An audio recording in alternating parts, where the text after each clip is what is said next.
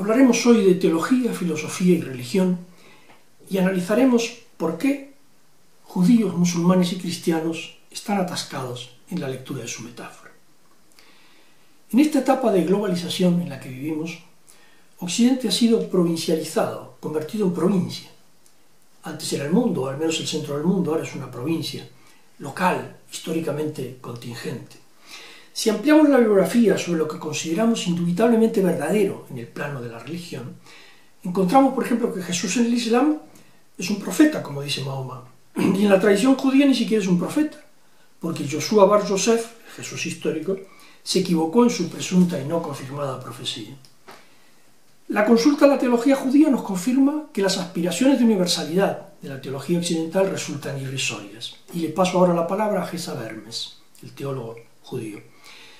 El cristianismo ha edificado una estructura doctrinal basada en una interpretación arbitraria de las sentencias evangélicas, una estructura que tiene que ser por su propia naturaleza muy vulnerable a la crítica racional, y lo es. Esto si consultamos a la teología judía. ¿Qué pasa si consultamos a la filosofía? Pues nos encontramos con Habermas, que dice que ese relato del Dios humillado, que aguarda con impaciencia la redención porque la humanidad se ha cargado sobre sus propios hombros, la carga de la resurrección de la naturaleza caída, es un mito, es la típica historia mítica, la típica estructura mítica. También para Feuerbach es un mito. Feuerbach dice que la teología es una creencia en espectros. Y asigna a la nueva filosofía una tarea, que no es ya poner lo finito en lo infinito, sino lo infinito en lo finito, lo que supone la disolución de la teología en la antropología. Yo añadiría la disolución de la teología en la antropología y en la psicología. Erich Fromm, por su parte, dirá que las creencias primitivas relacionadas con Jesús experimentaron un cambio y el hombre deificado se convirtió en el Hijo del Hombre que siempre fue Dios, que existió antes de la creación y que era uno con Dios y sin embargo distinto de él. En definitiva, como dice Erich Fromm, el elemento decisivo fue dejar la idea de un hombre que se convierte en Dios y cambiarla por la de un Dios que se convierte en hombre. Jesús era el Mesías de Israel, vinculado al destino nacional del pueblo judío, como dice Gonzalo Puente Ojea, y fueron otros los que le asignaron otra personalidad, otras intenciones, otros objetivos, en una de esas piruetas de la teología que tanto sorprendían a Erasmo de Róterdam. En definitiva, el Jesús terrestre no juega ningún papel en la mitificación del personaje. Lo de menos era que Jesús no fuera proselitista, lo de menos era que no se preocupara de los gentiles, sino solo de los judíos, y a ellos dedicó su prédica, ¿no? Dice Gonzalo Puente Ojea que pronto empezó una lucha por la imposición de dogmas, en un eclesiástico furor definiendi, destinado a mantener el mito vivo en la mente de los creyentes.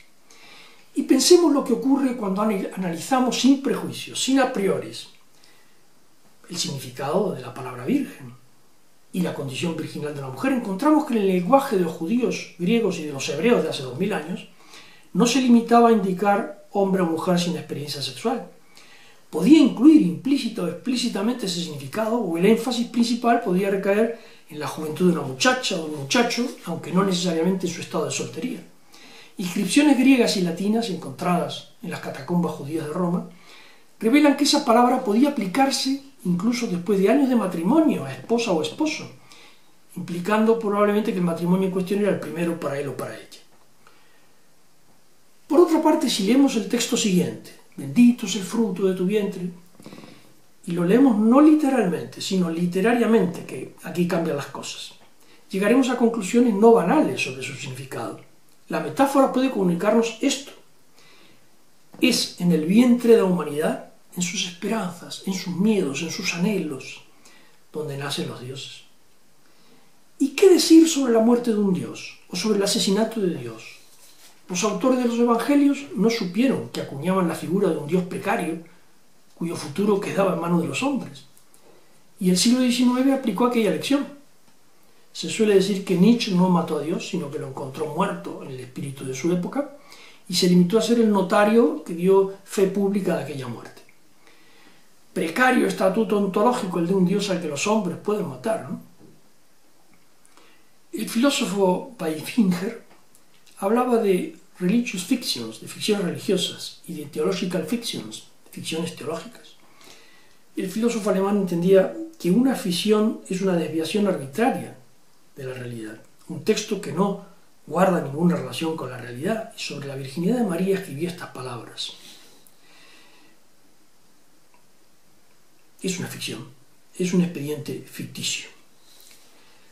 Para mantener la estabilidad de las creencias se cultiva entonces una estricta endogamia bibliográfica, regional, provinciana, de la que no puede esperarse verdad y sí ortodoxia, que nada se parece a la verdad y que más bien está en sus antípodas. Y esto no es relativismo cultural, esto es pluralismo filosófico, como diría Isaiah Berlin.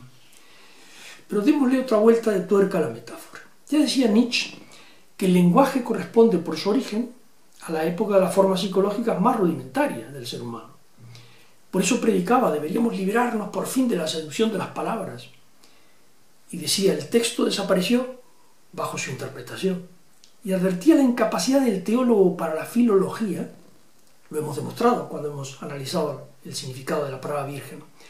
Insisto, advertía la incapacidad del teólogo para la filología y para pensar decentemente, teniendo en cuenta la filología, o sea, el arte de leer bien sin falsear los hechos con interpretaciones. Decía Nietzsche, el modo como un teólogo interpreta una palabra de la escritura o un acontecimiento a la luz superior de los salmos de David es siempre tan audaz que un filólogo al ver eso se sube por las paredes. Y si esta era la opinión que los teólogos le merecían a Nietzsche, el filósofo no tenía mejor opinión de los teólogos en general, ¿no? Y pensemos en lo que decía Erasmo de Rotterdam. De tonterías están rellenas e hinchadas las cabezas de esos hombres, se refería a los teólogos. Se refería a ellos en términos de ciénaga, de plantas fétidas, de personas que escribían multitud de estúpidas sutilezas y que representaban una de las formas más elevadas de la necedad. Erasmo no se tomaba en serio los sistemas escolásticos.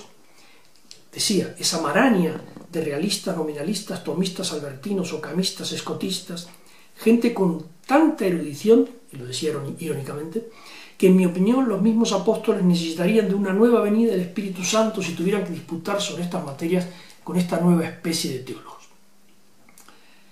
Decía Erasmo de Rotterdam que si a los apóstoles se les hubiera preguntado sobre el término apo, o sobre el término adquem, o sobre la transubstanciación, o cómo uno mismo puede estar en diferentes lugares, o sobre qué diferencia existe entre el cuerpo de Cristo en el cielo, en la cruz y en el sacramento eucarístico, en qué instante se verifica la transubstanciación, no hubieran podido responder con tanta agudeza como los escotistas.